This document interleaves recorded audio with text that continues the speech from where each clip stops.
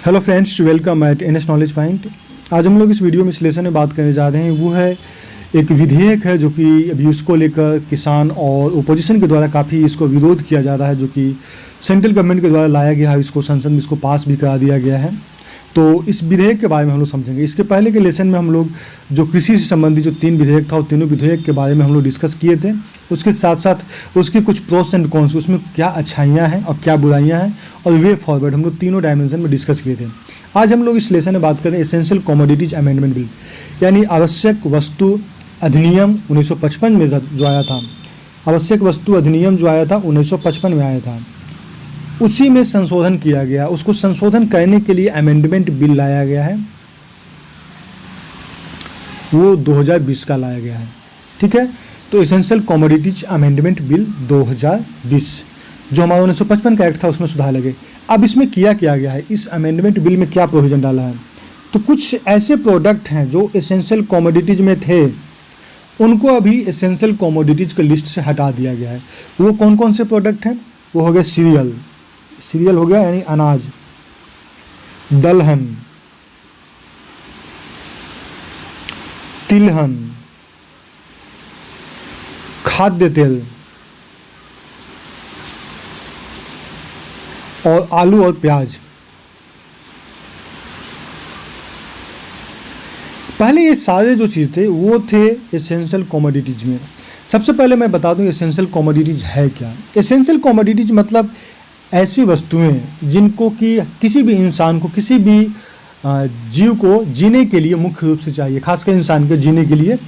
तो बेसिक एकदम एसेंशियल मतलब बहुत ही जरूरी हो, कमोडिटीज मतलब वस्तु, आवश्यक वस्तु, बहुत ही आवश्यक वस्तु की लिस्ट में पहले ये सारे प्रोडक्ट था। तो एसेंशियल कमोडिटीज में जिसके के लिए अगर किसी के पास अनाज नहीं है तो उसको हम लोग अनाज उपलब्ध कराएं, दलहन उपलब्ध कराएं, तिलहन उपलब्ध कराएं।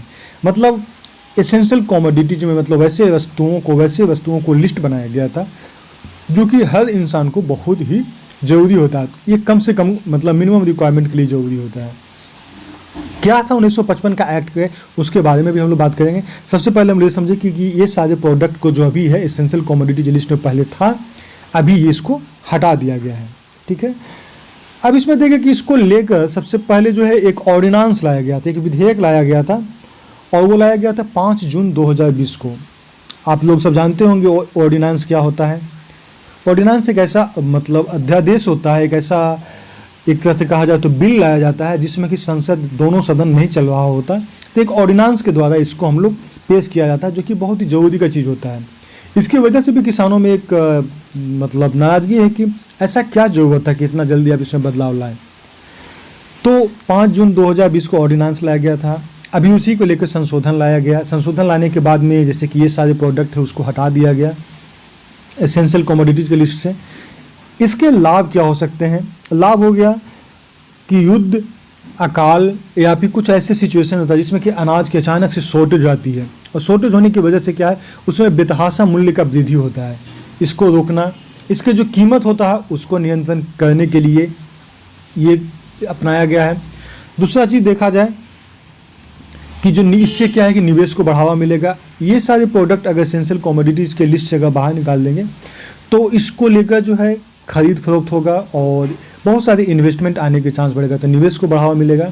किसानों की आय जिसमें बढ़ेगी, आप उनके प्रोडक्ट को कहीं और भी जा सकेगा, उसके प्रोडक्ट को अच्छा प्राइस मिल सकेगा, तो किसानों की आय भी बढ़ेगी।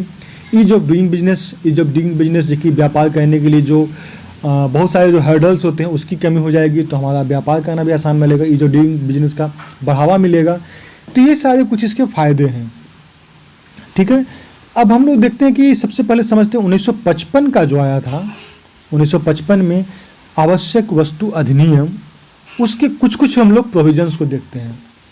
इसके 5 पॉइंट को देखते हैं। सबसे पहला चीज़ जो हम लोग है वो है कि आवश्यक उत्पाद को, जो भी आवश्यक उत्पाद है उन सारे यानी एसेंशियल कमोडिटीज, उन सारे को आपूर्ति सुनिश्चित करना, जमाखोरी को रोकना और कालाबाजारी को रोकना, ये था इस प्रोविज़न का पहला उद्देश्य। दूसरा जो था वो था कि आवश्यक वस्तु का इसमें कोई वेल डिफाइंड परिभाषा नहीं था कि आवश्यक वस्तु किसको कहेंगे। आवश्यक वस्तु का उन्हीं सब वस्तुओं का लिस्ट बनाया गया था। एक सेक्शन 2 इसका जो एसेंशियल कमोडिटीज एक्ट का जो सेक्शन 2A है उसमें कुछ लिस्ट दिया गया है कुछ वस्तुओं को जिसको कि माना गया कि ये सारे एसेंशियल कमोडिटीज हैं, ठीक है। इसका लेकिन वेल डिफाइंड कोई परिभाषा नहीं है।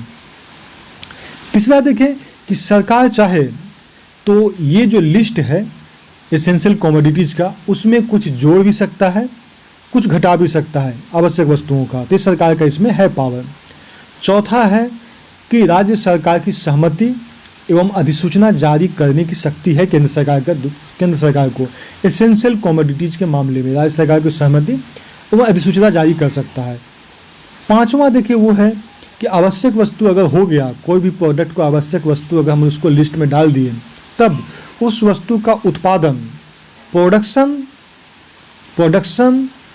आपूर्ति, सप्लाई और डिस्ट्रीब्यूशन, वितरण, ये तीनों का पूरी तरह से कंट्रोल कर सकती है और सेंट्रल गवर्नमेंट इसको कंट्रोल कर सकती है और इसके लिए स्टॉक लिमिट भी डिफाइन कर सकती है कि आप इससे ज़्यादा अनाज को अपने पास नहीं रख सकते एसेंशियल कमोडिटीज़ के अनाज को।